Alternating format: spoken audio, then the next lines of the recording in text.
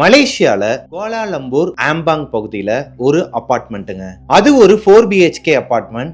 அந்த அபார்ட்மெண்ட்ல ஒரு பொண்ணு மட்டும் அவங்களோட ரூம்ல தனியா படுத்து தூங்கிட்டு இருக்காங்க. வேற யாருமே அந்த அபார்ட்மெண்ட்ல இல்ல. வெளியே ஒரு மாதிரி மயான அமைதியா அந்த ஏரியாவே ரொம்ப அமைதியா இருக்குது, இருட்டா இருக்குது. இவங்களோட வீட்டுக்கு வெளியே ஒரே ஒரு டியூப் லைட் மட்டும்தான் இருக்குது. நல்லா தூங்கிட்டு இருக்கும் போது நைட்டு ஒரு 2 மணி இருக்குங்க. மிட் நைட் 2 மணிக்கு எங்க இருந்து இவ்வளவு காத்து அடிக்குதுன்னே தெரியல. அவங்களோட ரூம்ல ஒரே ஒரு விண்டோ மட்டும் தான் இருக்கும். சரியான காத்தான், பேய் காத்துன்னு சொல்லிட்டு நம்ம எல்லாம் கேள்விப்பட்டிருப்போம். அவங்க லைவாவே பார்த்திருக்காங்க. ஒரு மாதிரி பேய் காத்து அடிச்சு ஜன்னல்லாம் டப டபடம்னு ஆடாம டம்மு டம்முன்னு அடிச்சிருக்குதுங்க. அந்த அளவுக்கு காத்து. இந்த அளவுக்கு காத்து அவங்க மலேசியாவுக்கு போனதுல இருந்து இப்போ வரைக்கும், இந்த சம்பவம் நடக்கிற வரைக்குமே அவங்க இந்த மாதிரி ஒரு காத்தை பார்த்ததே கிடையாது. அவங்களோட ரூம்ல அவங்களோட காது ஜவ்வு கிழிஞ்சி அதுல இருந்து ரத்தம் வர அளவுக்கு பயங்கரமா ஒரு சத்தம். இந்த காத்தோட சத்தமா இல்ல வேற ஏதாவது ஒரு அமானுஷ்யத்தோட சத்தமாங்கிறது கூட அந்த பொண்ணுக்கு தெரியல. அவசர அவசரமா பயத்துல போனை எடுத்துட்டு அந்த வீட்டுக்குள்ள இருந்து வெளியே ஓடி வந்திருக்காங்க. இந்த பவித்ரா யாரு? சென்னையில ஹோட்டல் மேனேஜ்மெண்ட் படிச்சிட்டு இருந்த பவித்ராங்கிற பொண்ணு எதனால மலேசியாவுக்கு போனாங்க? அந்த 4 BHK அபார்ட்மெண்ட்ல அப்படி என்ன அமானுஷ்யம் இருக்குது? எதனால அந்த அமானுஷ்யம் அவங்கள தொடர்ந்து வருது? அதுல இருந்து அவங்க வெளியே வந்தாங்களா இல்லையான்னு சொல்லி ஒரு சுவாரஸ்யமான த்ரில்லிங்கான ஸ்டோரியை தான் இன்னைக்கு நம்ம பார்க்க போறோம். Welcome to our show devil's kitchen.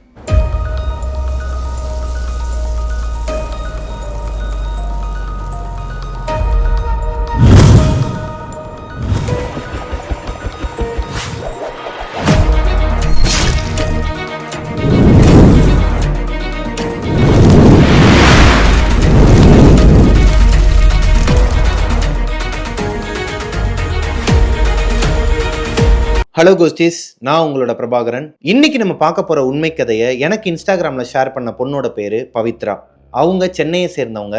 சென்னையில ஹோட்டல் மேனேஜ்மெண்ட் படிச்சுட்டு இருந்த பொண்ணு எப்படி மலேசியாவுக்கு போனாங்க, அங்க அவங்களுக்கு என்ன நடந்துச்சு, அது போக அவங்களோட சின்ன வயசுல அவங்க அனுபவிச்ச நிறைய அமானுஷ்யங்களை என்கிட்ட ஷேர் பண்ணியிருக்கிறாங்க. ஒவ்வொன்றா பார்க்கலாம். பவித்ரா இவங்க சென்னையை சேர்ந்தவங்க. இவங்களுக்கு நேட்டிவும் பார்த்தீங்கன்னா ஒரு கிராமம், சென்னைக்கு பக்கத்தில் இருக்கிற ஒரு கிராமத்தில் தான் இவங்க பிறந்து வளர்ந்தது எல்லாமே. பவித்ராங்கிற கேரக்டர் எப்படின்னா எல்லாருக்குமே ஈஸியாக பிடிச்சிருமாங்க. ஏன்னா அவ்வளோ ஜாலியாக இருப்பாங்களாம், அவ்வளோ ஹியூமர் சென்ஸ் இருக்குமா, நேச்சராகவே பேசும்போது ஹியூமர் சென்ஸ் இருக்குமாங்க. அந்த மாதிரியான ஒரு கேரக்டர் தான் பவித்ரா. அதனாலேயே அவங்களோட வீட்டில் அவங்க அப்பா அம்மாவாக இருக்கட்டும், அவங்க கூட பிறந்தவங்களா இருக்கட்டும், வெளியேருந்து வர அவங்களோட கசின்ஸாக இருக்கட்டும், ஃப்ரெண்ட்ஸாக இருக்கட்டும், எல்லாருமே இவங்க கிட்ட ஈஸியாக அடாப்ட் ஆயிடுவாங்களாம். யாருனே தெரியாத ஒரு பர்சன் வந்தால் கூட, புது ஸ்கூலுக்கு போனால் கூட அங்கே ஈஸியாக இவங்களுக்குன்னு சொல்லிட்டு ஒரு ஃப்ரெண்ட்ஷிப் சர்க்கிள் பாண்ட் ஆயிருமாங்க. அந்த அளவுக்கு ஜாலியான ஒரு பொண்ணா. ஆனால் இவங்களுக்கு அப்படியே மறுபக்கம் ஒன்று இருக்குதாங்க. என்னன்னா இவங்களோட கசின்ஸ் எல்லாருமே இவங்களோட வீட்டுக்கு வருவாங்களாம். ஹாலிடேஸில் லீவுக்கு வீட்டுக்கு வருவாங்களாம். அந்த டைம்லலாம் இவங்களை பார்த்தாலே பயப்படுவாங்களாங்க. காலப்போக்கில் இவங்களுக்காகவே இவங்க ஒட்டு வேணாம் உறவு வேணாம்னு சொல்லிட்டு இவங்க பக்கம் தலை வச்சு படுக்காதவங்களாம் நிறைய பேர் இருக்கிறாங்களாம். ஏன்னா பவித்ராவால் இந்த நெகட்டிவ் எனர்ஜின்னு சொல்லுவாங்க இல்லையா, இதை அப்சர்வ் பண்ண முடியுமா, அதை கணிக்க முடியுமா. இந்த இடத்துல ஏதோ ஒரு ஆத்மா இருக்குது, இந்த இடத்துல ஏதோ ஒரு நெகட்டிவ் சோர்சஸ் இருக்குது, ஏதோ தப்பாக நடக்க போகுதுன்னு அவங்க சொன்னாங்கன்னா அடுத்த நாள் இது நடக்குமா. அது போக பவித்ராவோட கசின்ஸ் எல்லாருமே ஹாலிடேஸ்க்கு லீவுக்கு இங்கே வருவாங்கன்னு சொன்னேன் இல்லையா இவங்களோட வீட்டுக்கு. அப்படி வரும்போது நைட்டு ஒரு 12-12:30 மிட் நைட்டில் தனியாக பேசிகிட்டு இருப்பாங்களாம் பவித்ரா.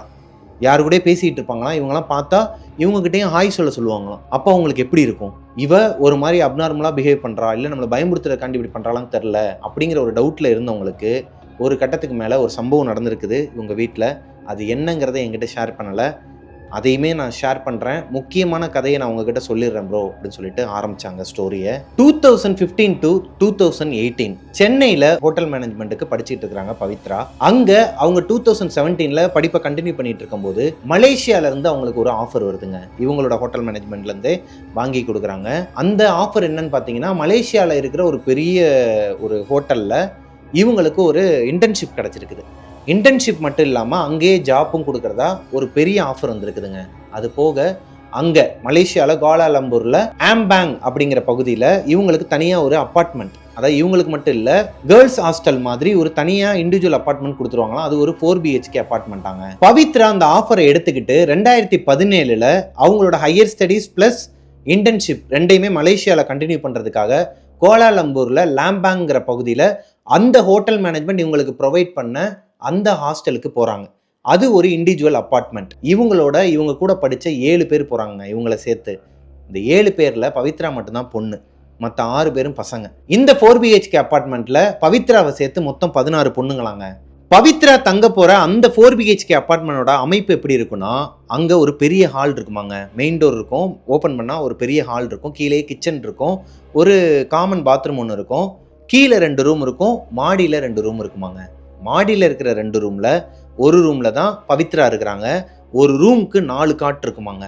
அதாவது 2 காட் இருக்கும், டபுள் சைடு காட்டும்பாங்க. கீழே ஒருத்தவங்க படுத்துக்கலாம், மேலே ஒருத்தவங்க படுத்துக்கலாம். அந்த மாதிரியான காட் ஒரு ரூமில் 2 இருக்குமா.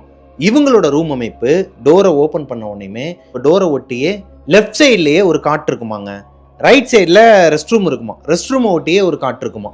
ஆப்போசிட்டில் ஒரு பெரிய விண்டோ இருக்குமாங்க. இதில் ரைட் சைடில் அந்த பாத்ரூம் பக்கத்தில் இருக்கிற காட்டில் மேலே அப்பர் பெட்டில் தான் பவித்ராவோட பெட்டாங்க. இதுதான் பவித்ராவோட ரூமோட அமைப்புங்க. இப்போ பவித்ரா மட்டும்தான் தமிழ் பொண்ணு, மீதி 15 பொண்ணுங்களுமே மலேசியன் பொண்ணுங்களாங்க. மலேசியாவை சுற்றி இருக்கிற பொண்ணுங்களாம். இவங்களுக்கு புது ஊர், புது நாடு, புது இடம், புது மக்கள். ரொம்ப ஒரு மாதிரி பயமாக இருக்குது. பொதுவாகவே பொண்ணுங்களாக இருக்கட்டும் பசங்களாக இருக்கட்டும், தெரியாத ஒரு மாநிலத்துக்கு போனாலே ஒரு மாதிரி திக்கு திணறி எப்படா நம்ம ஊருக்கு வருவோம் அப்படிங்கிற மாதிரிலாம் இருக்கும். அதுவே நாடு விட்டு நாடு போய் அங்கே மலேசியாவில் நிறைய பேர் தமிழ்நாட்கள் இருக்கிறாங்க. இருந்தாலும் புது இடம், புது அட்மாஸ்பியருங்கும் போது அந்த பொண்ணுக்கு எப்படி இருந்திருக்குன்னா ரொம்பவே பயந்து அழுக ஆரம்பிச்சிருக்கிறாங்க. ஏண்டா வந்தோங்கிற மாதிரிலாம் யோசிச்சுருக்கிறாங்க, தனியாக இருக்கிறதுக்கு பயந்துக்கிட்டு. ஏன்னா அவங்களுக்கு பேய் அந்த மாதிரிலாம் பயம் இல்லை. புது நாடு, ஒன்றுமே புரியலை அவங்களுக்கு. எங்கே போகணும் எங்கே வரணும் எல்லாத்துக்கும் ஒருத்தட்ட கேட்டு அவங்க பேசுகிறது இவங்களுக்கு புரியாமல் இந்த மாதிரி நிறைய ஸ்ட்ரகிள்ஸை அவங்க ஃபேஸ் பண்ணனால அங்கேருந்து வந்துடலாமான்லாம் தோணியிருக்குது. ஆனால் காலப்போக்கில் அவங்களுக்கு அப்படியே பழகிடுதுங்க. அந்த ஊருக்கு ஏற்ற மாதிரி, அந்த நாட்டுக்கு ஏற்ற மாதிரி அடாப்ட் ஆகிடுறாங்க. இவங்க தங்கியிருந்த இடம் கோலாலம்பூரில் ஆம்பேங்கிற ஒரு பகுதியில் தான் தங்கியிருக்கிறாங்க. இவங்க வேலை பார்க்க போகிற அந்த ஹோட்டல் மேனேஜ்மெண்ட், அந்த ஹோட்டல் எங்கே இருக்குன்னா புத்ரஜயான்னு சொல்லிட்டு ஒரு ஏரியாவாங்க. இவங்களோட ஏரியாவிலேருந்து அங்கே போகிறதுக்கு மெட்ரோ ட்ரெயின் தானா. இந்த மெட்ரோ ட்ரெயினில் 1 hour ஆகுமா அங்கே போகிறதுக்கு. இவங்க காலையில் 9 மணிக்கெலாம் வீட்டிலேருந்து கிளம்பி போயிடுவாங்களாம். நைட்டு 12லேருந்து 1 மணி ஆகுமா இவங்க வீட்டுக்கு வர்றதுக்கு. அங்கே ஒர்க்கிங் ஹவர்ஸ்னு பார்த்தீங்கன்னா மார்னிங் 11 AM நைட்டு 9 PM வரைக்கும் தான். ஆனால் இவங்க 2 மணி நேரத்துக்கு முன்னாடியே கிளம்பிடுவாங்களாம். நைட்டு அவங்க ரிட்டர்ன் வரும்போது 2 மணி நேரம் அதிகமாகவே ஆகுமா. காரணம் இந்த மெட்ரோ ட்ரெயின். அது மட்டும் இல்லாமல் இவங்க இன்டர்ன்ஷிப் போனனால இவங்ககிட்ட அவ்வளோவா அமௌண்ட்டும் இருக்காதாங்க. ரொம்பவே அமௌண்ட் ரொம்ப கஷ்டப்பட்டுருக்குறாங்க. அதனால எங்கே போனாலுமே நடந்து தான் போவாங்களாம். பக்கத்துலேயே தானே இருக்குது, சரி போய் நடந்தே போயிடலாம்னு சொல்லிட்டு இவங்களோட ஹாஸ்டல்ல இருந்து நடந்தே போவாங்களாம் மெட்ரோ ஸ்டேஷனுக்கு. புத்ரஜயா போனதுக்கு அப்புறமா அந்த மெட்ரோ ஸ்டேஷன்லேருந்து அவங்க ஹோட்டலுக்கும் நடந்தே தான் போவாங்களாங்க. பவித்ராவுக்கு ஒரு சந்தோஷங்க. என்னன்னா அங்கே மலேசியாவில் இவங்க ஹோட்டல் மேனேஜ்மெண்ட்டில் இருக்கிற ஒரு மேனேஜர் இவங்களோட மேனேஜர் தமிழ் ஆளா. அவருக்கு தமிழ் ஃப்ரம் மலேசியானா. அதனால அவர் ரொம்பவே சப்போர்ட்டிவாக இருந்திருக்கிறாரு. மிட் நைட்டில் ஒர்க்லாம் முடிச்சுட்டு வரனால அங்கேயே சாப்பிட்டு வந்துருவாங்களாங்க. வெளியவே ஒரு ஹோட்டலில் சாப்பிட்டே வந்துருவாங்களாம். இதுதான் இவங்களோட ரொட்டீனாக இருந்துட்டு இருந்தது. பவித்ராக்கு கொஞ்சம் கொஞ்சமாக அந்த இடத்துக்கு ஏற்ற மாதிரி அவங்க அடாப்ட் ஆகிட்டாங்க. இவங்க இருக்கிற ஏரியாவிலேருந்து 3 ஸ்ட்ரீட் தள்ளி தான் பாய்ஸ் ஹாஸ்டலாம். இதே ஹோட்டல் மேனேஜ்மெண்ட்டில் இருக்கிற பாய்ஸ் ஹாஸ்டல் ஒரு 3 தெரு தள்ளி தான் இருக்குது. பவித்ரா மார்னிங் 9 o'clock கிளம்புறது, நைட்டு 1 மணிக்கு வர்றது, இப்படியே உங்களோட வாழ்க்கை நல்லா தாங்க போயிட்டு இருந்திருக்குது. எக்ஸாம்ஸ்லாம் முடிஞ்சு ஹாலிடேஸ்க்கு இந்த ஹாஸ்டலில் இருக்கிற 15 பொண்ணுங்களும் அவங்கவுங்க ஹோம் டவுனுக்கு போயிடுறாங்க. ஏன்னா எல்லாருமே மோஸ்ட்லி மலேசியாவை சுற்றி இருக்கிற பகுதியிலேருந்து தான் படிக்கிற பொண்ணுங்க. அப்படி இருக்கும்போது எல்லாருமே போயிடுறாங்க. பவித்ரா மட்டும்தான் இந்த 4BHK அப்பார்ட்மெண்ட்டில் தனியாக இருக்கிறாங்க. இவங்க ஃப்ரெண்ட்ஸ்லாம் போனதுக்கு அப்புறமா ஒரு வாரம் நல்லா தாங்க போயிட்டு வந்துருக்குது. ஆனால் 1 வாரத்துக்கு அப்புறமா இவங்க எப்பவும் போல் ஆஃபீஸ் முடிச்சுட்டு மிட் நைட் வர்றதுக்கு ஒரு 1:30 மணி ஆயிடுது. எப்பயுமே ஒரு 12:30 1 மணிக்குள்ளே வீட்டுக்கே வந்துருவாங்களாம். அன்னைக்குன்னு பார்த்து கொஞ்சம் டைம் ஆனனால 1:30 மணிக்கு தான் அவங்களோட வீட்டுக்கே வந்திருக்கிறாங்க. வீட்டுக்கு வரும்போது நான் சொன்ன மாதிரி வெளியவே சாப்பிட்டு தான் வந்திருக்காங்க, நான்வெஜ் சாப்பிட்டு தான் வந்திருக்கிறாங்க. வெளியே பார்க்கும்போது அவங்க ஏரியா முழுக்க ஒரு மாதிரி இருட்டு, மயான அமைதியாக இருக்குது. இவங்க ஏரியாவில் இவங்க வீட்டுக்கு வெளியே இருக்கிற அந்த போஸ்ட் லைட்டும் எரியலை. அதே மாதிரி இவங்களோட வீட்டுக்கு வெளியே இருக்கிற டியூப் லைட்டும் எரியலை. ஒரு மாதிரி இருட்டாக இருந்திருக்குதுங்க. பார்க்கவே பயமாக இருந்திருக்குது. ஏன்னா இவங்க தனியாக இருக்கிறாங்க இல்லையா. அதோட வீட்டுக்கிட்டக்க போயிட்டு டார்ச் லைட்டை ஆன் பண்ணி அந்த டியூப் லைட்டை திருக்கி பார்க்குறாங்க. ஏன்னா அந்த டியூப் லைட்டோட சுவிட்ச் உள்ளே இருக்குது. வீட்டுக்கு உள்ளேருந்து தான் ஆன் பண்ணவோ ஆஃப் பண்ணவோ முடியும், வெளியே சுவிட்ச் கிடையாது. அப்போது அதை யார் ஆஃப் பண்ணியிருப்பா? ஃபியூஸ் எதனா போயிருக்கும், அதனால தான் இது ஆஃப் ஆகிருக்குமோன்னு சொல்லிட்டு தான் திருக்கி பார்க்குறாங்க. ஆனால் ஃபியூஸ் போலங்க. மெயின் டோரை ஓப்பன் பண்ணி வீட்டுக்குள்ளே போய் சுவிட்ச் போர்டை பார்த்தா சுவிட்ச் ஆனில் தாங்க இருந்திருக்குது. இத்தனைக்கும் அது ஃபியூஸும் அடிக்கலை, பிளாக்காக எதுவுமே இல்லை. திருக்கியும் பார்த்துருக்குறாங்க. இவங்களுக்கு ஒன்றுமே புரியலை. இந்த சமயத்தில் தான் பவித்ராவுக்கு ஒரு மாதிரி நெகட்டிவ் வைப், அந்த நெகட்டிவ் எனர்ஜியை அவங்களால அப்சர்வ் பண்ண முடியும்னு சொன்னாங்க இல்லையா, சின்ன வயசுலேருந்து அந்த உணர்வு வருதுங்க. யாரோ ஒருத்தவங்க அவங்கள சுற்றி இருக்கிற மாதிரியான ஒரு உணர்வு, ஒரு நெகட்டிவ் வைப், உடம்பெல்லாம் ஒரு மாதிரி புல்லரிச்சிருக்குது.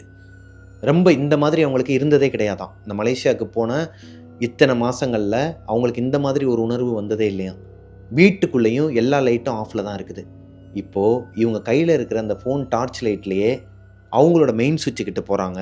சுவிட்சை ஆன் பண்ணும்போது லைட்டு வர அந்த ஃப்ராக்ஷன் ஆஃப் த செகண்டில் யாரோ ஒருத்தவங்க இவங்கள கிராஸ் பண்ணி போயிருக்கிறாங்க. ஒரு உருவம் இவங்க லிட்டரலி பார்த்துருக்குறாங்க. அதை யாரோ ஒருத்தவங்க கிராஸ் பண்ணி போனதை இவங்களுக்கு உணர்வும் இருக்குது, அதே நேரத்தில் பார்த்துருக்குறாங்க. இப்போது இவங்களுக்கு ஒரு மாதிரி பயம் வருதுங்க. தனியாக இருக்கிறாங்க. 16 பொண்ணுங்க இருக்கிற அந்த வீட்டில் ஒரே ஒரு பொண்ணு மட்டும் இருந்தால் 4 BHK.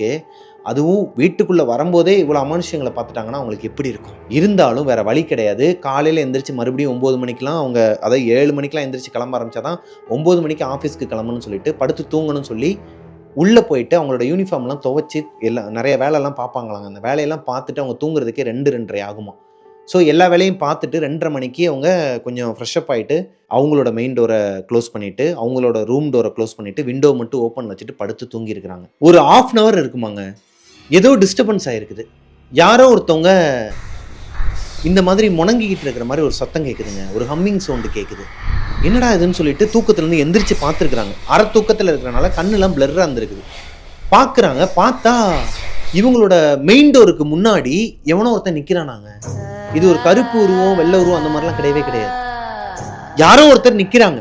ஏதோ ஒரு ஆம்பளை நிற்கிறான். இவங்க கண்ணை தொடச்சிட்டு பார்த்துருக்குறாங்க. அந்த இடத்துல யாருமே இல்லை. என்னடா அது இப்போதான் யாரோ நின்ன மாதிரி இருந்துச்சு, சரி தூங்குன்னு சொல்லிட்டு படுக்க போகும்போது இவங்களோட காலுக்கு பக்கத்தில், இவங்க காட்டில் படுத்துருக்குறாங்கன்னா அப்பர் காட்டில் தான் இவங்க படுத்துருக்குறாங்க. பாத்ரூம் பக்கத்தில், பாத்ரூம் வாசலில் இவங்க காலுக்கு பக்கத்தில் அந்த உருவம் நிற்கிறாங்க. இவங்களுக்கு ஒரு மாதிரி தூக்கி போட்டிருக்குது. ஒரு மாதிரி இருந்திருக்கிறாங்க. அந்த அளவுக்கு ரொம்ப கொடூரமான ஒரு உருவத்தை பார்த்தா அவங்களுக்கு எப்படி இருக்கும்? பவித்ரா என்ன பண்றது தெரியாம கத்த ஆரம்பிச்சிருக்கிறாங்க. கத்த ஆரம்பிக்கிற அதே டைம்ல அவங்களோட அலாரமும் அடிச்சிருக்குது. அலாரம் அடிச்சோனையும் பக்குன்னு எந்திரிச்சு பார்த்தா முகலாம் வேர்த்து கொட்டி கனவுல காட்டியிருக்குது. வீட்டுக்குள்ள சரியான வெளிச்சம். அந்த ஒரு விண்டோ இருக்குன்னு சொன்னேன் இல்லையா, அதுல சன்லைட் ஃபுல்லா அடிக்குது. வீட்டுக்குள்ள நல்ல வெளிச்சமா இருக்குமா இவங்க ரூம். பவித்ரா வேமா எந்திரிச்சு போயிட்டு ஃபேஸ் வாஷ் பண்ணிருக்காங்க. பதட்டத்துல ஃபேஸ் வாஷ் பண்ணிட்டு இருக்கும் போது கண்ணாடியை பார்த்தா அவங்களோட லெஃப்ட் சைடு கன்னத்துல இந்த சைடு ஃபுல்லா யாரோ ஒருத்தரோட கை வச்சாங்க. ஒரு மாதிரி ஓங்கி அரைஞ்சா பதியும் பார்த்திருக்கீங்களா, அந்த மாதிரி 3 விரல் பதிஞ்சிருக்குது. இன்னொரு விரலோட பாதி தான் இருக்குது. இந்த விரலோட பாதி மட்டும்தான் இங்கே இருக்குது. மேலே கண்டினியூ ஆகுதான், கண்ணில் கண்டினியூ ஆகுதான். கண்ணை மூடிட்டு இப்படி பார்த்துருக்குறாங்க. ஒரு கண்ணில் பார்க்கும்போது இங்கனக்குள்ளே கண்டினியூ ஆகுதான். அவங்களோட லெஃப்ட் சைடு கண்ணு மட்டும் அந்த நகம் குத்துச்சுன்னா ஒரு மாதிரி ரெட்டிஷாக இருக்கும் பார்த்துருக்கீங்களா, அந்த மாதிரி பாயிண்ட் வச்ச மாதிரி இருக்குதாங்க உள்ள கண்ணுக்குள்ள.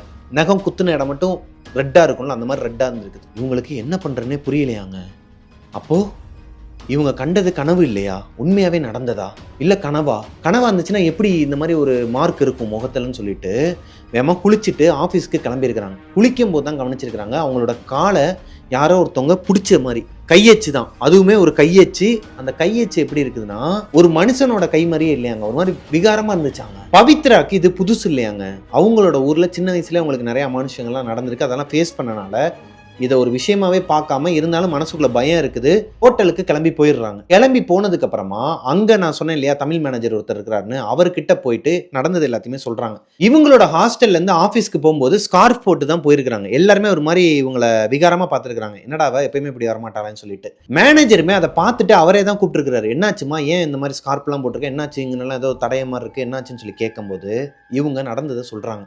சார் நைட்டு இந்த மாதிரி நான் தூங்கிட்டு இருக்கும்போது ஒரு உருவம் வந்துச்சு, காலையில் பார்த்தா அது கனவு நினச்சேன், ஆனால் உண்மையாகவே இந்த மாதிரிலாம் இருக்குன்னு சொன்னையும் அவர் என்ன சொல்கிறாருன்னா, அம்மா இந்த மாதிரி நான் கேள்விப்பட்டதே கிடையாது, நீ தயவு செஞ்சு அந்த வீட்டில் இருக்காத, நானே பேசி, ஏன்னா இவங்க ஹோட்டல் மேனேஜ்மெண்ட்லேருந்து தான் கொடுத்த ஒரு அப்பார்ட்மெண்ட் தான் அது, அங்கே இருக்காதம்மா, நான் உனக்கு வேறு எங்கேயாச்சும் வேறு லேடிஸ் ஹாஸ்டலில் அரேஞ்ச் பண்ணி கொடுக்குறேன், ஒரு 1 வீக் மட்டும் அட்ஜஸ்ட் பண்ணி இருந்துக்கோ, ஆனால் நீ உன் வீட்டுக்கு போனதுக்கப்புறமா குளிச்சு முடிச்சுட்டு ஐயாவோட சாங்ஸை உன்னோட மொபைலில் போட்டுரு. ஐயானா யாருன்னு எனக்கு தெரில, தெரிஞ்சவங்க கீழே கமெண்ட்டில் சொல்லுங்கள். ஐயாவோட சாங்கை வந்து நீங்கள், ஏன்னா அவங்களுமே டீட்டெயிலிங்காக சொல்லலை என்கிட்ட, ஐயாவோட சாங் தான் சொன்னாங்க மொட்டையா. ஐயாவோட சாங்கை போட்டேன்னா உனக்கு இந்த மாதிரி நெகட்டிவ் வைப்லாம் இருக்காதுமா, கொஞ்சம் நீ ப்ரிவென்ட் பண்ணிக்கலாம், முடிஞ்ச அளவுக்கு அந்த வீட்டிலேருந்து உன்னை எவ்வளோ சீக்கிரம் வெளியே வர வைக்கணுமோ நான் பார்த்துக்கிறேன் அப்படிங்கிற மாதிரி சொல்லி அனுப்புகிறாருங்க. அன்னைக்கு நாள் முழுக்க அவர் சொன்னது, அந்த மேனேஜர் சொன்ன வார்த்தையும் இவங்களோட வீட்டில் நடந்ததும் இவங்களோட சின்ன வயசில் நடந்த விஷயங்கள்லாம் இவங்களுக்கு வந்து வந்து போயிருக்குதுங்க ஞாபகங்கள்.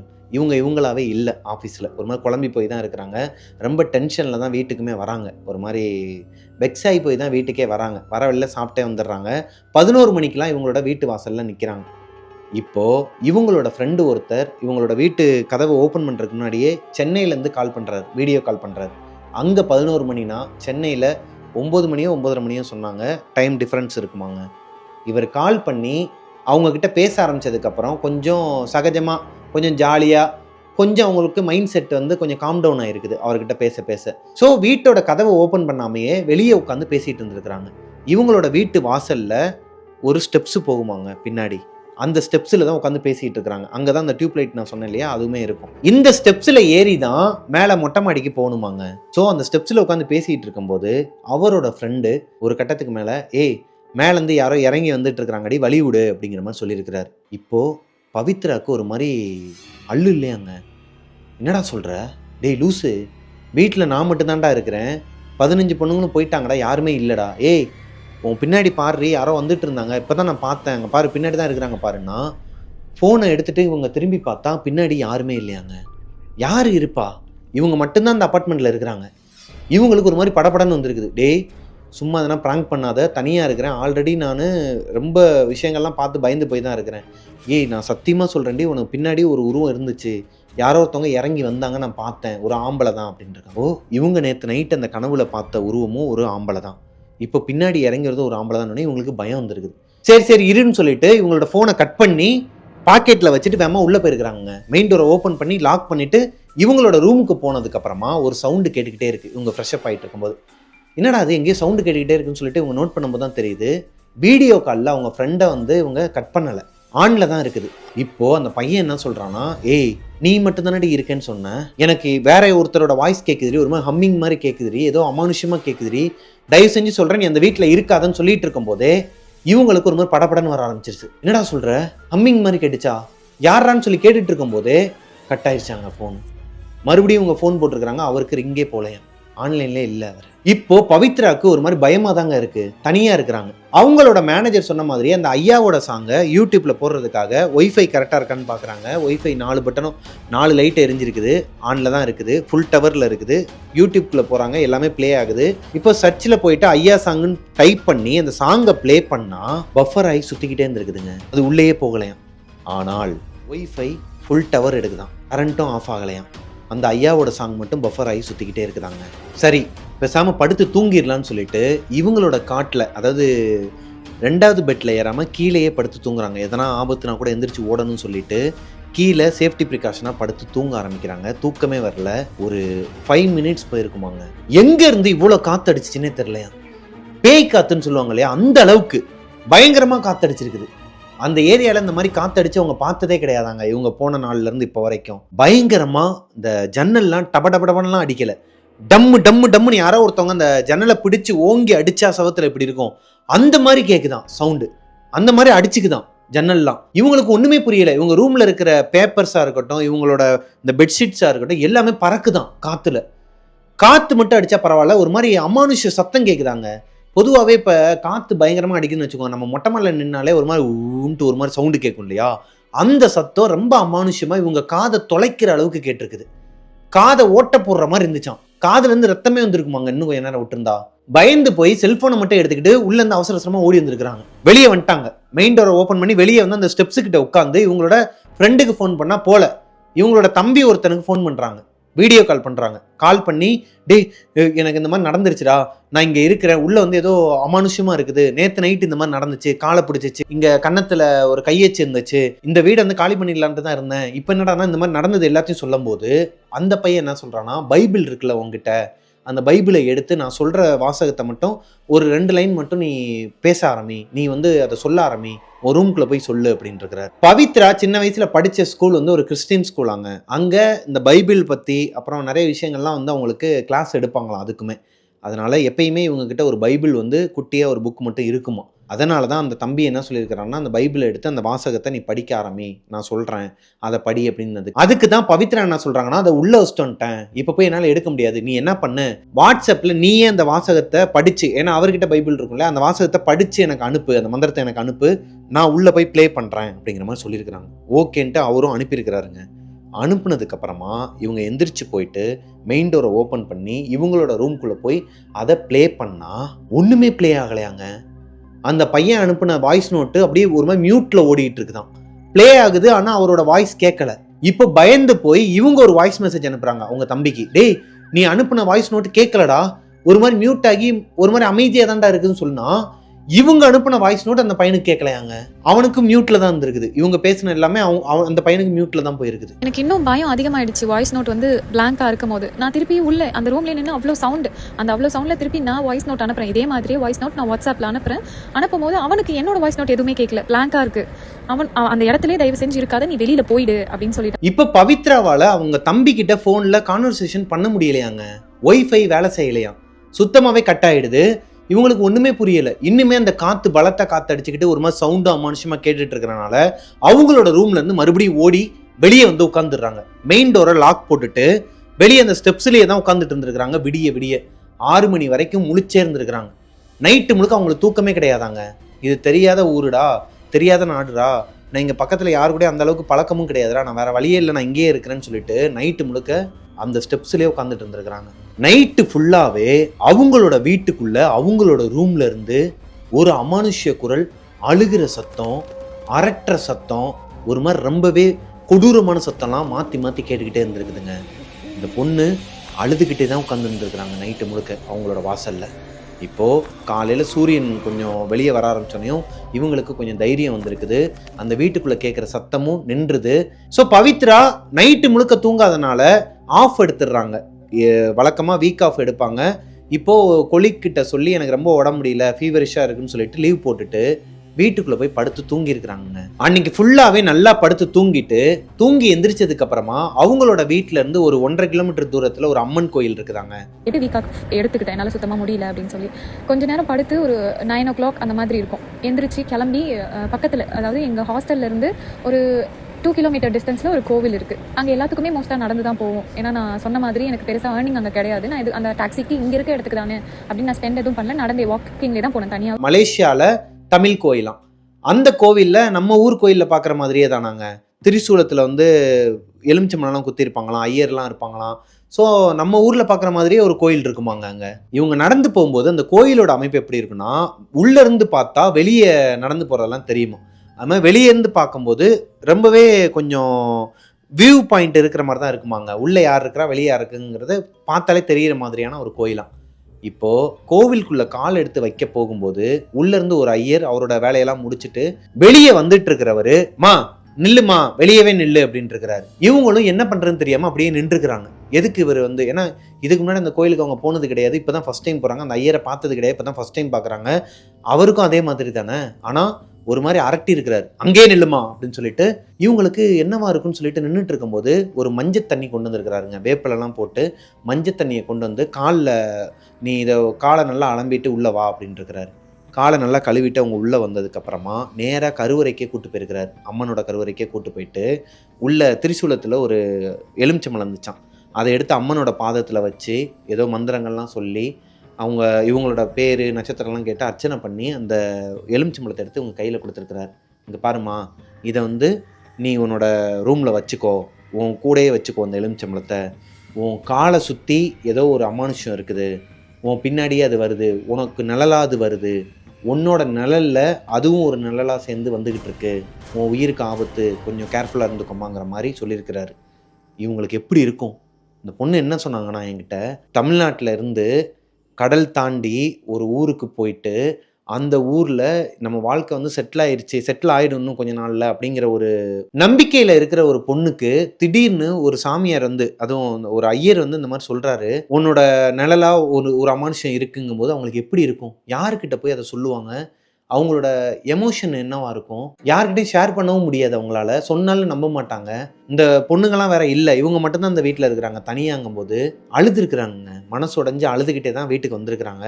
வீட்டுக்கு வந்துட்டு அந்த எலுமிச்சம்பழத்தை அவர் சொன்ன மாதிரியே அவங்க கூடயே வச்சுக்கணும்னா அவங்க தலானிக்கு அடியில் வச்சுட்டு மேலே படுத்து தூங்குன வரைக்கும் தான் பவித்ராக்கு ஞாபகம் இருக்குதாங்க. தூங்கி எந்திரிக்கும் போது ட்ரிப்ஸ் ஏறிட்டு இருக்கு அவங்க கையில். அவங்க மலேசியாவில் ஒரு ஹாஸ்பிட்டலில் இருக்கிறாங்க, அட்மிட் ஆகிருக்கிறாங்க. அவங்களுக்கு பக்கத்தில் அவங்களோட வார்டன், இந்த ஹாஸ்டலோட வார்டன் இருப்பாங்க இல்லையா, அவங்களுமே ஊருக்கு போயிருந்தாங்க. ஒரு 10-12 நாளில் வந்துடுவேன்ட்டு தான் போயிருக்கிறாங்க. அவங்க இப்போ வந்துட்டாங்க. ஆனால் ஹாஸ்பிட்டலில் டாக்டர்கிட்ட மலாயில் பேசிகிட்டு இருக்கிறாங்க. என்னடா அது, நம்ம எப்போ இங்கே வந்தோம், நம்ம ரூமில் தானே போய் படுத்து தூங்கணும், இப்போது கோயிலுக்கு போனோம், கோயிலுக்கு போனப்போ சாமியார் இப்படி சொன்னார், அந்த எமோஷன்லேயே நம்ம அழுதுகிட்டே வீட்டுக்கு வந்தோம், தம்பிக்கிட்ட ஷேர் பண்ணோம், அவன் வந்து இங்கே இருக்காத நீ வந்துருன்னு சொன்னால் எனக்கு வேறு வழி இல்லைடா இருந்தாங்கன்னு சொன்னோம், வீட்டுக்கு வந்துட்டு ஃப்ரெஷ்அப் ஆகிட்டு படுத்து தூங்கிட்டோம், முழிச்சு பார்த்தா எப்படி நம்ம இப்போ ஹாஸ்பிட்டலில் இருக்கோம்னு ஒரு குழப்பம். இப்போ பவித்ராவோட வார்டன் இவங்க முழிச்சதுக்கு அப்புறமா, பவித்ரா என்னாச்சுமா உனக்கு, அந்த மெயின் டோரோட கீ வார்டன் கிட்டேயும் ஒன்று இருக்குமாங்க, அதை ஓப்பன் பண்ணி உள்ளே வந்து பார்த்தா பவித்ராவோட ஸ்லிப்பர் வெளியே இருந்திருக்குது. பவித்ரா மட்டும்தான் இங்கே இருக்கிறாங்கங்கிறது அவங்க வார்டனுக்கு தெரியும். பவித்ரான்னு கூப்பிட்டு பார்த்துருக்குறாங்க, ரிப்ளையே கிடையாது. அவங்களோட ரூம் டோரை போய் ஓப்பன் பண்ணி பார்த்துருக்காங்க, அவங்க லாக்லாம் பண்ண மாட்டாங்க. ஓப்பன் பண்ணி பார்த்தா பவித்ரா ஃப்ளோரில் ஒரு மாதிரி நுரதள்ளி ரொம்ப ஃபிக்ஸ் இந்த மாதிரி கிடந்துருக்குறாங்க. இவங்களுக்கு கையும் இல்லை காலும் இல்லை, ஆட்களை வர வச்சு ஆம்புலன்ஸை வர வச்சு இவங்கள ஹாஸ்பிட்டலில் வந்து சேர்த்துருக்குறாங்க. என்னாச்சுமா உனக்கு, ஏமா ஒரு மாதிரி ரொம்ப ரொம்ப சாக கிடக்கிற மாதிரி கிடந்தம்மா, நான் உன்னை இந்த மாதிரி பார்த்ததே இல்லையே, உனக்கு இந்த மாதிரி நோயும் கிடையாது, என்னாச்சு உனக்குன்னு கேட்கும்போது பவித்ராவுக்கே தெரிலங்க என்ன சொல்கிறதுன்னு. ஏன்னா அவங்களுக்கே ஞாபகம் இல்லையா அங்கே என்ன நடந்துச்சுன்னு. இப்போ ஹாஸ்பிட்டலில் தான் இருக்கிறேன், என் பேர் பவித்ரா, இவங்க தான் என்னோடய வார்டன் தெரிஞ்சுக்கிறதுக்கே அவங்களுக்கு 1 நிமிஷம் ஆச்சான். ஏதோ அடிச்சு போட்ட மாதிரி ஒரு கோமாலேருந்து எந்திரிச்ச மாதிரி இருந்துச்சாங்க. இப்போ ஹாஸ்பிட்டலில் இருக்கிற டாக்டரும் சரி அவங்களோட வார்டனும் சரி மாற்றி மாற்றி கேட்குறாங்க, என்னம்மா ஆச்சு, ஏமா நீ ஃப்ளோரில் கிடந்த, ஒரு மாதிரி மூச்சை பிடிச்சிட்டு கிடந்த, ரொம்ப சாகிற நிலமையில இருந்த, என்ன ஆச்சு, எதனா ராபர்ஸ் யாருன்னா உள்ளே வந்துட்டாங்களா, வீட்டுக்குள்ளே வந்து யாருன்னா வந்துட்டாங்களா, அப்படி ஃபோர்ஸ் என்ட்ரியும் எதுவுமே இல்லையே, வீட்டை சுற்றி அந்த மாதிரி பார்த்துருக்குறாங்க, வார்டன் வந்து பார்த்துருக்குறாங்க, அந்த மாதிரி எந்த ஒரு ஃபோர்ஸ் என்ட்ரியும் இல்லையே, என்ன ஆச்சு அப்படின்னு கேட்கும்போது டாக்டருமே போலீஸ் கம்ப்ளைண்ட் வரைக்கும் போயிருக்கிறாங்க. இதை வந்து நான் போலீஸ் கம்ப்ளைண்ட் தான் கொடுக்க முடியும், ஏன்னா இது ஒரு கொலை முயற்சி மாதிரி, அவங்களோட கழுத்தில் அந்த மார்க் வேறு இருந்திருக்குது, யாரோ கழுத்தை நெரிச்ச மாதிரி, 2 பக்கமுமே கையை வச்சு கழுத்தை நெரிச்சா ஒரு மார்க் இருக்கும் இல்லையா, அந்த மார்க் பவித்ராவோட கழுத்தில் இருந்திருக்குது. டாக்டர் நான் போலீஸ் வரைக்கும் போக போகிறேன், இது கண்டிப்பாக போலீஸ் கேஸாக தான் ஆக்கணும் அப்படிங்கிற மாதிரி போயிருக்கிறாங்க. வார்டன் கொஞ்சம் கொஞ்சமாக அவங்கக்கிட்ட பேசி என்னென்னமோ பேசி கரெக்ட் பண்ணி, இல்லை இது வந்து அவங்களுக்கு இது பண்ணிக்கிட்டேன்னு சொல்லி சமாளித்து அனுப்பிடுறாங்க. வார்டன் இப்போ வரும்போது பவித்ரா தூங்கிடுறாங்க. கொஞ்சம் நேரம் கழித்து அவங்க அந்த தூக்கத்துலேருந்து எந்திரிக்கும் போது தான் அவங்களுக்கு ஞாபகம் வருதாங்க அங்கே என்ன நடந்துச்சுங்கிறது. அன்னைக்கு நைட்டு சம்பவம் நடந்த அன்னைக்கு நைட்டு 9-9:30க்கெலாம், அன்டைம் மிட் நைட்டு கூட கிடையாதாங்க, ஒரு 9-9:30க்கு சாப்பிட்டுட்டு படுத்து தூங்க ஆரம்பிச்சிருக்கிறாங்க. வீடியோ காலில் அவங்க தம்பிகிட்ட பேசிட்டு, நான் இந்த வீட்டில் தாண்டா இருந்தாகணும், பரவாயில்ல பார்த்துக்கலாம், நம்ம குலதெய்வம் நம்ம கூட இருப்பாங்கன்னு சொல்லிட்டு கட் பண்ணிவிட்டு தூங்கி இருக்கிறாங்க. தூங்கிட்டு இருக்கும்போது அவங்களோட காட் எங்கே இருக்குன்னா, அந்த பாத்ரூம் சைடில் அப்பர் காட், கீழே ஒரு காட் இருக்கும் மேலே ஒரு காட் இருக்குன்னு சொன்னேன் இல்லையா, அப்பர் காட்டில் படுத்து தூங்கிட்டு இருந்திருக்கிறாங்க. அப்போது அவங்க அந்த பெட்டில் படுத்து தூங்க போகும்போது இவங்களோட மெயின் டோரை வந்து ஓப்பனில் தான் இருக்குது, லைட்டாக திருக்குனாலே ஓப்பன் ஆயிரும். விண்டோவை ஓப்பனில் வச்சுருக்கிறாங்க. இப்போ கொஞ்ச நேரத்தில் இவங்களுக்கு சஃபகேட் ஆகுது. அது போக இவங்க படுத்திருக்கிறது ஒரு இரும்பு காட்டு. இந்த இரும்பு காட்டில் கீழே இருக்கிற பெட்டில் யாராச்சும் ஒருத்தவங்க உட்கார்ந்தாலோ இல்லை படுத்தாலோ ஒரு சத்தம் கேட்குமாங்க. சத்தத்தோடு சேர்ந்து ஒரு அதிர்வும் இருக்குமா, லைட்டாக ஆடுமா கட்டில். அதே மாதிரி யாரோ ஒருத்தவங்க கீழே உட்கார்ந்த மாதிரி ஒரு சவுண்டு கேட்டிருக்கு. கொஞ்ச நேரத்தில் அவங்க படுத்தவொடனே ஆடும் இல்லையா கட்டில், அந்த மாதிரி லைட்டாக ஒரு ஷேக் இருந்திருக்குது. இதில் இவங்க அறத்தூக்கத்தில் தான் இருந்திருக்கிறாங்க. பவித்ரா கண் முழிச்சு பார்க்கும்போது ஒரு மாதிரி மயான அமைதியாக இருக்குது, காற்றே இல்லை, ரூமே ஒரு மாதிரி ரொம்ப டஞ்சனாக இருக்குது, காற்று இல்லாமல் ஒரு மாதிரி சுவாசிக்கிறதுக்கே ஒரு மாதிரி இருந்திருக்குது. உங்களுக்கு என்னடான்னு சொல்லி எட்டி பார்த்தா அந்த கட்டிலேருந்தே பார்த்துருக்குறாங்க, விண்டோ க்ளோஸில் இருக்குதாங்க. இவங்க தூங்கும்போது விண்டோவை ஓப்பனில் தான் வச்சுருந்தாங்க. இப்போ கீழே கட்டிலில் வேற சவுண்டு கேட்குது, யாரோ ஒருத்தவங்க படுத்துருக்கிற மாதிரி. ஒருவேளை ஏதோ ஒரு பொண்ணுங்க தான் வந்துட்டாங்க போல, லீவுக்கு போனவங்களாம் ரிட்டன் வந்துட்டாங்க போல அப்படின்னு சொல்லிட்டு ஆசையாக எட்டி பார்த்தா கீழே இருக்கிற காட்டில் யாரோ ஒருத்தவங்க படுத்துருக்குறாங்களாங்க. அதாவது ஒருத்தவங்க இப்போ கட்டிலில் படுத்துருக்குறாங்கன்னு வச்சுக்கோங்களேன், அந்த கட்டிலோட அந்த மெத்தை வந்து அமுங்குங்க, இந்த பெட்டு வந்து அமுங்கும். அந்த அமுங்குனதில் ஒரு பிம்பம் இருக்கும் இல்லையா, ஒரு மனுஷனோட உருவத்தோட இது தெரியும். அதே மாதிரி தெரியுதாங்க. இவங்களுக்கு ஒரு மாதிரி தூக்கி போட்டிருக்குதுங்க. என்ன பண்றதுன்னே தெரியாம எந்திரிச்சு ஓடவும் முடியாம அங்கேயே உட்கார்ந்துக்கிட்டு இவங்களோட குலதெய்வம் பேரை சொல்லிக்கிட்டு ஐயாவோட சாங்கை வந்து மனசுக்குள்ளேயே பாடிக்கிட்டு பைபிள்ல இருக்கிற மந்திரத்தை ஒரு பக்கம் படிச்சுக்கிட்டு கிட்டத்தட்ட ஒரு 1/4 மணி நேரம் உட்காந்து அழுதுகிட்டு இருந்திருக்கிறாங்க மேலேயே படுத்து. ஒரு கட்டத்துக்கு மேல அவங்களால மூச்சு விட முடியலையாம். இவங்களுக்கு ஒரு நோய் இருக்குதாங்க. ரொம்ப டென்ஷன் ஆனா பிபி ஏறினா இவங்க வந்து பயந்தாலோ இவங்களுக்கு வீசிங் வந்துருமா. சோ இவங்க இப்ப ரொம்ப பயந்துட்டாங்க. அழுகலை, ஆனா ரொம்ப பயந்து ஒரு மாதிரி கண்ணெல்லாம் கலங்கி ஒரு மாதிரி ஆனனால வீசிங் வர ஆரம்பிச்சிருக்கு. எந்திரிச்சு எப்படியாவது வெளியே ஓடிடணும்னு சொல்லிட்டு மேல அவங்க காட்டுல இருந்து இறங்கி ஓடி வந்து மெயின் டோரை ஓபன் பண்ணா அவங்களோட ரூம் டோரை ஓபன் ஆகலையா. வெளியே லாக்ல இருக்குதான். இவங்களுக்கு ஒரு மாதிரி ஹார்ட் பீட்லாம் ரைஸ் ஆகுறது இவங்க காதுக்கே கேக்குதாங்க. இவங்களோட ஹார்ட் பீட் இவங்க காதுக்கே கேக்குதான். ஒரு மாதிரி பிபி எகிருதான். வீசிங் வந்து மயக்கம் போட்டு ஃப்ளோர்ல விழுந்துட்டாங்களாங்க. மயக்கம் போட்டு விழுக போகும்போது கண்ணு மூடுறதுக்கு முன்னாடி அந்த பெட்ல படுத்திருக்கிற உருவம் எந்திரிச்சு உட்கார்ந்ததை பார்த்துருக்குறாங்க. அதோட இவங்க கண்ணு மூடி இருக்கிறாங்க. ஒருவேளை இவங்களோட வார்டன் மட்டும் அன்னைக்கு வரலன்னா பவித்ரா உயிரோட இருந்திருக்க மாட்டாங்களாங்க. இன்னைக்கு எனக்கு இந்த கதையவும் அவங்க அனுப்பியிருக்க மாட்டாங்களாம். எப்பயுமே வராத வார்டன் அன்னைக்கு ஹாஸ்டல் வந்திருக்காங்க. அவங்க அன்னைக்குமே வந்து கதவை ஓப்பன் பண்ணி என்னன்னு பார்க்கலனா நான் இன்னைக்கு இங்கே உட்காந்து உயிரோட பேசிட்டு இருப்பேனான்றது எனக்கு தெரியல. ஏன்னா அந்த நாள் அவங்களால மறக்கவே முடியாதான். இப்போ இந்த வாய்ஸ் நோட் போடும்போது கூட அவங்க ரொம்ப பயந்து ஒரு மாதிரி எனக்கு இப்போ நினச்சா கூட அது ஒரு மாதிரியாக தான் இருக்குங்கிற மாதிரி சொல்லியிருந்தாங்க. எப்படி இருந்திருக்கும் அவங்களுக்கு? ஒருவேளை அவங்க வார்டன் வரலைன்னா அவங்களோட நிலைமை என்ன ஆகுறது? இது எல்லாத்தையுமே அவங்க வார்டன் கிட்ட இப்போ சொல்கிறாங்க. அங்கே ஹாஸ்பிட்டலில் வச்சு சொல்லும் போது வார்டன் என்ன பண்ணுறாங்கன்னா, இதை பார் ஸ்டூபிட், நான்சென்ஸ் மாதிரி பேசாத, அந்த மாதிரிலாம் ஹாஸ்டலில் எதுவுமே கிடையாது, என்ன பேசிக்கிட்டு இருக்க, இது நாள் வரைக்கும் அந்த மாதிரிலாம் எதுவுமே நடந்தது கிடையாது, சும்மா அதெல்லாம் கற்பனை பண்ணிகிட்டு இருக்காத, உனக்காக இப்போ நான் ஹாஸ்பிட்டலில் டாக்டர்கிட்ட வேற கையில் காலில் விழுந்து நான் பேசியிருக்கிறேன், எதையாவது பேசி எதனா குழப்பிக்கிட்டு இருக்காத வான்னு சொல்லிட்டு அப்படியே அன்றைக்கி நாள் முடிஞ்சிருச்சாங்க. இவங்க ஹாஸ்பிட்டல்லேருந்து டிஸ்சார்ஜ் ஆகிருக்கிறாங்க. மறுபடியும் இவங்களோட ஹாஸ்டலுக்கு வந்திருக்கிறாங்க. ஹாஸ்டலுக்கு வந்ததுக்கப்புறமா பவித்ராக்கு மைண்டு ஃபுல்லாக என்ன ஓடுதுன்னா, உயிர் தான் முக்கியம், நம்ம அப்படி ஒன்றும் இங்கே வந்து நம்ம எதையும் கொண்டு போகிறது கிடையாது, வீட்டில் சொல்லிடலாம்னு சொல்லிட்டு அவங்க அப்பா அம்மாவுக்கு ஃபோன் போட்டு சொல்ல அவங்களோட குலதெய்வம் கோயிலுக்கு வேமா அவசரமாக போயிருக்கிறாங்க. அங்கே போய் ஒரு அம்மாவுக்கு சாமி வந்து அவங்க என்ன சொல்லியிருக்கிறாங்கன்னா, பூசாரி அம்மா, உன் பொண்ணு உயிருக்கு ஆபத்து இருக்குது, அவள் போகக்கூடாத ஒரு இடத்துல போயிருக்கிறா, அங்கே ஆல்ரெடி ஏவப்பட்ட சில விஷயங்கள், ஏவல்களில் ஒன்று அந்த வீட்டிலே தான் இருக்குது, அந்த வீட்டில் தான் உன் பொண்ணு இருக்கிறா, அது உன் பொண்ணோட ரூமில் தான் இருக்குது, அது உன் பொண்ணை சுற்றியே தான் அது இருக்குது அப்படிங்கிற மாதிரி சொல்லியிருக்கிறாங்க. இந்த அம்மா சொன்னது எல்லாமே உண்மைதானாங்க. ஏன்னா மலேசியாவில் சைனீஸ்லாம் இருப்பாங்களாம். மலேசியாவில் இருக்கிற சைனீஸ்லாம் இந்த பில்லி சூனியம் ஏவல்லாம் செய்வினைலாம் செய்வாங்களாம்.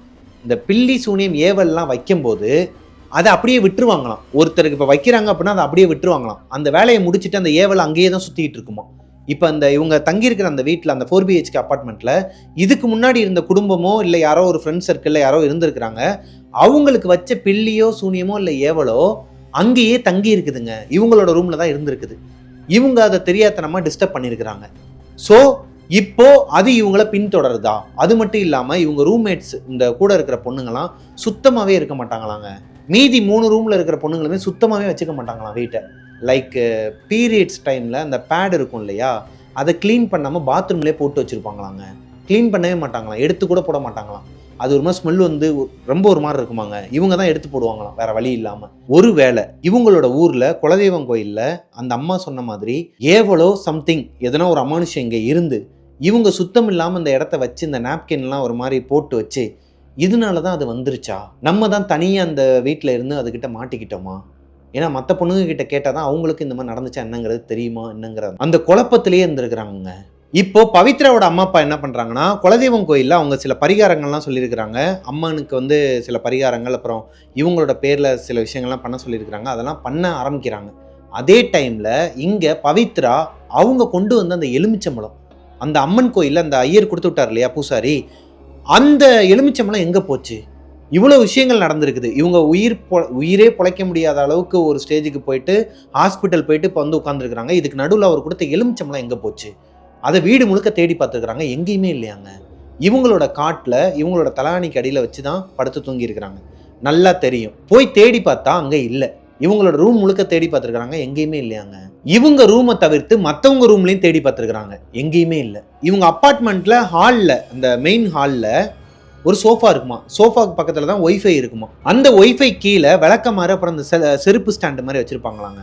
அந்த ஸ்லிப்பர் ஸ்டாண்டுக்கு அடியில், ஒரு செருப்புக்கு அடியில் போய் அந்த எலுமிச்சம்பழம் கிடக்குதாங்க. அது மட்டும் இல்லாமல் அந்த எலுமிச்சம்பழம் கருகி போய் கருப்பாக ஒரு மாதிரி ரொம்ப அழுகி போய் யாரோ ஒருத்தவங்க அதை குத்துனா எப்படி இருக்கும், அதாவது இப்போ தேங்காயை உடைச்சா அது உடையாம விரிசல் மட்டும் விழுந்தா எப்படி இருக்குமோ அதே மாதிரி எலுமிச்சம்பழத்துல இருந்துருக்குதுங்க. இதெல்லாம் இருக்கும். அதுக்கு கீழே செருப்பு விடுற இடத்துல அந்த எலுமிச்சப்பழம் கடந்துச்சு. என்னால் நம்பவே முடியல. என்னை தவிர்த்து ஹாஸ்டலில் வேற ஒரு ஆள் இல்லை. அது எப்படி அங்கே வந்ததுன்றதே தெரியல. எலுமிச்சப்பழம் கலர் உங்களுக்கு நல்லா தெரியும்.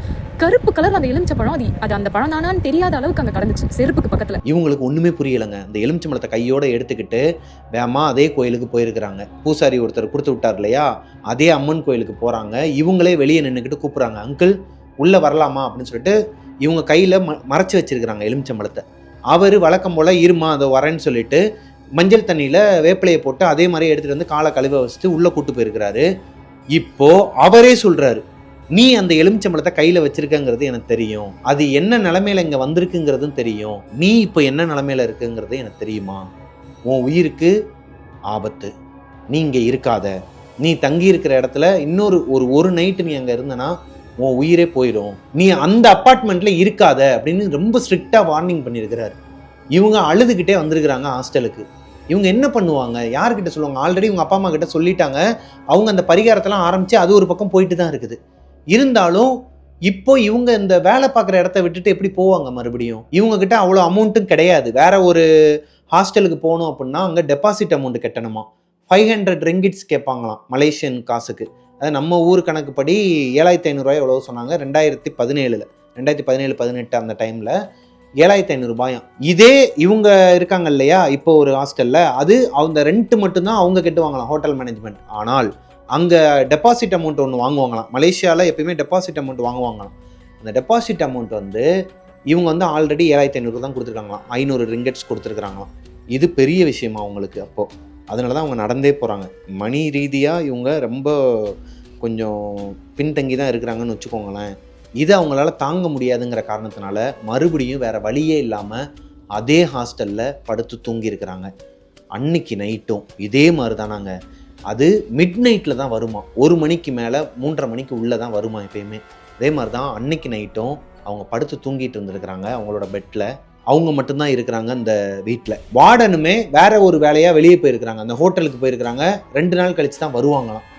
இப்போது நைட்டு ஒரு 2 மணி, மிட் நைட் 2 மணிக்கு யாரோ ஒருத்தவங்க கதவை போட்டு உடனே உடைக்கிறாங்களாங்க பவித்ராவோட ரூம் டோரை. பேரை சொல்லியே பவித்ரா பவித்ரான்னு சொல்லிட்டு யாரோ ஒரு ஆம்பளை கத்துறாங்களாம் வெளியே இருந்து. என்னடா அது ஒரு ஆம்பளை சத்தம் கேட்குது, அதுவும் இப்படி போட்டு உடைக்கிறாங்கன்னு எந்திரிச்சா இவங்களோட காலை லிட்ரலி ஒரு எரிஞ்சு போன கை இவங்களோட காலை பிடிச்சிட்டு இருக்குதாங்க. கருப்பா இருக்குதா அந்த கை.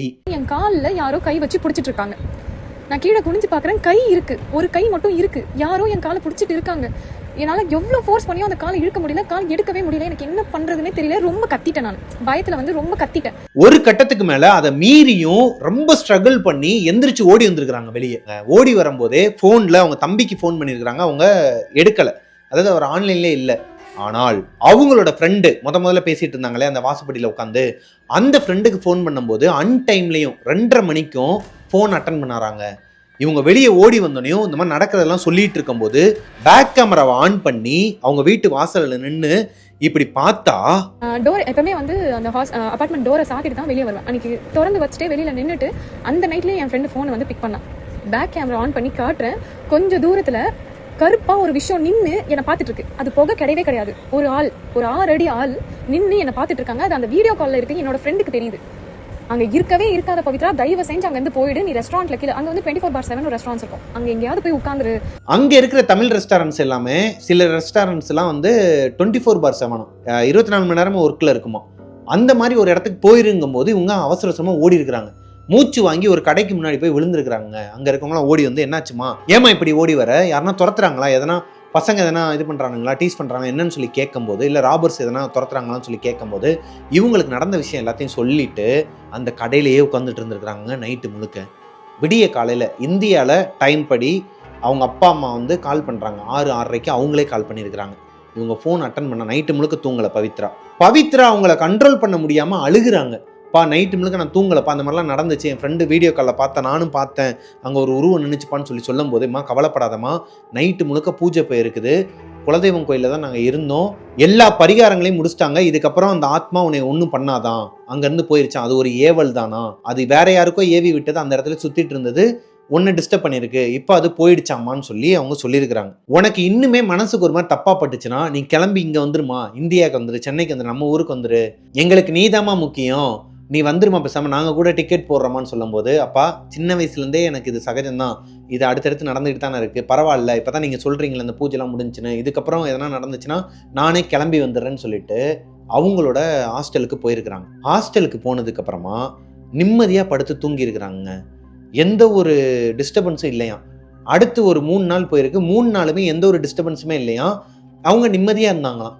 அப்போது ஊரில் அவங்க இந்த குலதெய்வம் கோயிலில் அந்த அம்மா சொன்னது உண்மையா, இங்கே இந்த நாப்கின் அது இதுன்னு சொல்லிட்டு இவங்க சுத்தமாக வச்சுக்காதனால தான் அவங்களோட வீட்டில் இருக்கிற அந்த குட்டிச்சாத்தான் அந்த ஒரு ஏவல் வந்து இவங்கள துரத்திட்டு வந்துச்சா, ஒரு சைனீஸ்காரங்க யாரோ ஒருத்தருக்கு வச்ச ஏவல் தான் இவங்கள பின்தொடர்ந்து வந்துச்சா, இந்த கேள்விகளுக்கெல்லாம் இவங்களே பதிலை தேடிக்கிட்டாங்களாம். அதாவது இப்படி தான் நடந்திருக்கும் போல இருக்குது, மேபி வேறு எதனா கூட இருக்கலாமா, ஆனால் இவங்க மைண்ட் செட் பண்ணது இதுதான். ஒரு வழியாக அந்த ஏவலை குலதெய்வம் கோயிலில் இருக்கிற அம்மா பூஜை இதெல்லாம் பண்ணி முடிச்சு விட்டீங்க போங்க அப்படிங்கிற மாதிரி இவங்களே நினச்சிட்டு இருந்துருக்குறாங்க. ஸோ இதோட பவித்ரா அனுப்பின ஸ்டோரி முடியுதுங்க. ஆக்சுவலாக அவங்களோட ஒரிஜினல் நேமே பவித்ரா தான், நேம் வந்து யூஸ் பண்ணிக்கோங்கன்னு சொன்னாங்க, அதனால தான் நான் யூஸ் பண்ணிக்கிட்டேன். அவங்க சென்னையை சேர்ந்தவங்க கிடையாது, வேற ஊர், அதை மட்டும் நான் மாற்றி சொல்லிட்டேன். பவித்ராக்கு சின்ன வயசில் என்ன நடந்திருக்கும் அப்படிங்கிற ஒரு ஈகர் எனக்கு இருந்துச்சு. ஏமா எல்லாத்தையும் சொன்னியம்மா, அதை மட்டும் ஏமா சொல்லலை, ஒரு மாதிரி மண்டைக்குள்ள ஓடுதுன்னு சொல்லி நினச்சிட்டு இருக்கும்போதே அவங்க இன்னொரு 2 வாய்ஸ் ஓவர் அனுப்புனாங்க, வாய்ஸ் ரெக்கார்ட் பண்ணி அனுப்புனாங்க. என்னென்னா, அவங்க சின்ன வயசில் இவங்களோட அக்கம் பக்கத்தில் இருக்கிறவங்களா இருக்கட்டும், இவங்க ஊரில் இருக்கிறவங்களாம் வந்து காட்டேரி தெய்வத்தை கும்பிட்றவங்களாங்க, காட்டேரியை கும்பிட்றவங்களாம். மிட் நைட் 12 to 12:30 மணி ஆனாலே பவித்ரா ஒரு மாதிரி அமானுஷ்யமாக பிஹேவ் பண்ணுவாங்களாம், அப்நார்மலாக பிஹேவ் பண்ணுவாங்களாங்க. இவங்க சொல்கிறது எல்லாமே நடக்குமா, அதாவது தனியாக பேசிக்கிட்டு இருப்பாங்களாம். நான் ஆரம்பத்திலே சொல்லியிருப்பேன், தனியாக பேசிக்கிட்டு இருப்பாங்களாம், அங்கே ஒருத்தவங்க நிற்கிறாங்கன்னு சொல்லுவாங்களாம், அதே மாதிரி இவங்க எட்டி பார்த்தாங்கன்னா அங்கே யாரோ ஒருத்தவங்க நின்றுட்டு இருப்பாங்களாம். இன்னொன்று மொட்டை மாடியில் வந்து அவங்க இருக்கிறாங்க அப்படிங்கிற மாதிரி ஏதோ சொல்லுவாங்களாம். யாருமா என்னம்மான்னு சொல்லிட்டு இவங்க அப்பா திட்டுவாராம். ஒரு கட்டத்துக்கு மேலே இவங்க அப்பா ஒரு நாள் மொட்டை மாடியில் தூங்க போயிருக்கிறாரு, அங்கே ஒரு உருவத்தை பார்த்துருக்கிறாரு. அப்போ தான் பவித்ராவை பற்றி அவங்க ஊர்க்காரங்களுக்கும் சரி அவங்க அப்பா அம்மாவுக்கும் தெரிய வருது. இவங்க இந்த பைரவி ஆவிகளுக்கு பிரியமானவள் அந்த சீரியலில் வர மாதிரி ஒரு சக்தி இவங்களுக்குள்ளேயே சின்ன வயசுலேருந்தே வந்து இருக்குது அப்படிங்கிறத இவங்களும் தெரிஞ்சுக்கிறாங்க, உங்கள் வீட்டில் இருக்கிறவங்களும் தெரிஞ்சுக்கிறாங்க. இதோட இந்த ஸ்டோரி முடியுதுங்க. இந்த ஸ்டோரி உங்களுக்கு பிடிச்சிருக்குன்னு நினைக்கிறேன். பிடிச்சிருந்துச்சு அப்படின்னா லைக் பண்ணிடுங்க. அண்டு உங்களோட வாழ்க்கையிலையும் இதே மாதிரி எதனா ஒரு சுவாரஸ்யமான கதை இருக்குது, இல்லை நான் வெளியே இந்த மாதிரி இந்தியாவிலேருந்து வெளிநாட்டுக்கு போனேன், படிக்கிறதுக்கு போனேன், இல்லை வேலைக்கு போனேன், அங்கெல்லாம் இந்த மாதிரி அமானுஷங்கள்லாம் நான் நிறைய ஹேண்டில் பண்ணியிருக்கிறேன், அதை என்கிட்ட ஷேர் பண்ணணும்னு நீங்கள் நினச்சிங்கன்னா கீழே இருக்கிற இன்ஸ்டாகிராம் ஐடிக்கு எனக்கு வந்து இன்பாக்ஸ் பண்ணுங்கள். Prabhakaran official and mister Prabhakaran, இந்த 2 இன்ஸ்டாகிராம் ஐடியில் இன்பாக்ஸ் பண்ணுங்கள். உங்களோட ஸ்டோரியும் இதே மாதிரி நான் என்னோட நரேஷனில் ஒப்படைப்பேன். மிஸ்டர் பிரபாகரன் யூடியூப் சேனலை சப்ஸ்கிரைப் பண்ணிடுங்க, பக்கத்தில் இருக்க பெல் ஐக்கானை தட்டி விட்டுருங்க. முக்கியமானதை மறந்துட்டேங்க, குறிப்பாக பவித்ரா வந்து ஒரு விஷயத்த சொன்னாங்க, அதை நான் சொல்கிறத விட அவங்களே சொல்கிறாங்க. இங்கேருந்து நம்ம நாட்டிலேருந்து மலேசியாவுக்கோ லண்டனுக்கோ இல்லை எனிவேர் எங்கேயாச்சும் போகிறீங்க, வேலைக்கோ படிக்கிறதுக்கு போகிறீங்கன்னா அங்கே நீங்கள் எப்படி இருக்கணும் அப்படிங்கிறதுக்கு அவங்க ஒரு சின்னதாக ஒரு அவங்களோட அனுபவத்தை சொல்லியிருந்தாங்க. அதை நீங்கள் கேட்டுருங்க. இதோட இந்த ஸ்டோரி முடிவடையுது. நான் என்ன சொல்லணும் அப்படின்னு நினைக்கிறேன்னா, ஒரு இடத்துக்கு நீங்கள் போகிறீங்க அப்படின்னா நீங்கள் வந்து சில விஷயங்களை நம்பாமல் இருந்தாலும் சரி, அதில் நம்பிக்கை இல்லாதவங்களாக இருந்தாலும் சரி, நம்மளோட சரௌண்டிங்ஸ் வந்து க்ளீனாக நீட்டாக இருக்காங்களா அப்படின்றத வந்து மேக் ஷோர் ஆஃப் இட். அது நெகட்டிவ் ஸ்பிரிட்ஸை வந்து அட்ராக்ட் பண்ணுதுன்றதை தாண்டி நம்மளோட உடல் கெடுதலுக்குமே அது வந்து முக்கியத்துவம் கொடுக்குதுன்னு தான் நான் சொல்லுவேன். ஸோ அந்த இடம் எந்த அளவுக்கு சுத்தமாக இருக்குது அப்படின்றத நீங்கள் வந்து செக் பண்ணிக்கோங்க. இல்லை எனக்கு புரியும் எவ்வளோ கஷ்டப்படுவாங்க அங்கே போயிட்டுன்றது, பட் கஷ்டப்படுறதை தாண்டி உயிர் அப்படின்ற ஒரு விஷயத்தில் வந்து நிற்கும் போது நீங்கள் வந்து மேக் ஷோர் என்ன மாதிரி அட்ஜஸ்ட் பண்ணிவிட்டு ஓகே அப்படின்னு இருக்காமல் நீங்கள் போகும்போதே அந்த இடம் எப்படி இருக்குது, ஓகேவா இருக்கா, அந்த இடத்துல எப்படி இருந்ததுன்றதை பக்கத்தில் தயவு செஞ்சு விசாரிங்க. ஏன்னா அங்கே வந்து இப்போ நம்மளே வந்து ஊர் விட்டு ஊர் போனால் அந்த ஊரில் அந்த இருக்க வீட்டில் என்ன நடந்துச்சு, இதுக்கு முன்னாடி எப்படி இருந்தாங்க அப்படின்றத விசாரிக்க யோசிப்போம். அதே மாதிரியே சொல்கிறதுக்கும் அவங்க யோசிப்பாங்க. அன்டில் நமக்கு ஒரு கெட்டது நடக்கிற வரைக்குமே வாய் திறக்க மாட்டாங்க. அதே கான்செப்ட் தான் அங்கேயும். யாருமே எதுவுமே சொல்ல மாட்டாங்க, சைலண்டாக இருப்பாங்க. அன்டில் நமக்கு ஒரு விஷயம் நடந்து நம்ம அதால் பாதிச்சு வெளியே வந்து கதறும் போது தான் அவங்க வாயவே திறப்பாங்க, இந்த மாதிரிலாம் இங்கே இருக்குது அப்படின்னு. ஸோ நீங்கள் போகும்போதே அந்த இடத்த பற்றி கம்ப்ளீட்டாக விசாரிச்சுட்டு அது சுத்தமாக இருக்கான்னு செக் பண்ணிவிட்டு அந்த இடத்துல போய் இருங்க. எல்லாரும் நல்லா இருக்கணும்.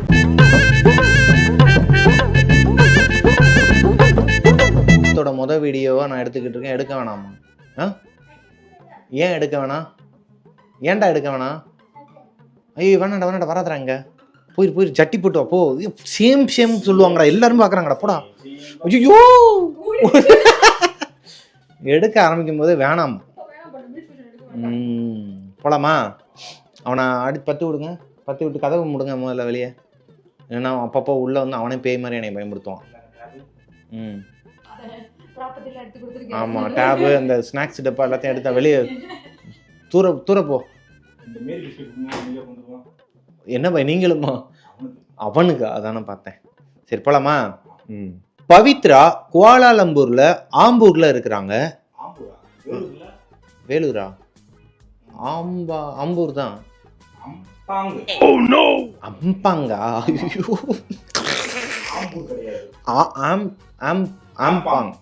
அம்பாங். கோலாலம்பூர்ல ஆம்பாங். கோலாலம்பூர்ல ஆம்பாங். ஓகேவா? ஓகே போகலாம். மொத்தம் 4 ரூம் இருக்குது. ஒரு ரூம்ல 4 காட் இருக்குமா. அதாவது ஒரு காட்டில் டபுள் காட்டாக இருக்கும். இந்த மல்ல மருதமல்லன்னு அந்த பாட்டில் வரும்ல, 2 கட்டில் இருக்கும் மேலே அந்த மாதிரியான கட்டில். அப்படி சொன்னால் ஐயோ ஜித்தன் ரமேஷா? அது என்னது? ஜித்து புத்திரஜயா. புத்திரஜயா. மெட்ரோ ட்ரெயின்ல அந்த ஜித்து ரமேஷ், ஜித்தன் ரமேஷ் யாரு? ஜித்து என்னது பை அது? புத்திரஜயாவா? மெட்ரோ ட்ரெயின்ல குவாலாலம்பூர்ல இருந்து ஜித்து ரமேஷ். ஐயோ மெட்ரோல குவாலாலம்பூர்ல இருந்து ஜித்து ரமேஷ்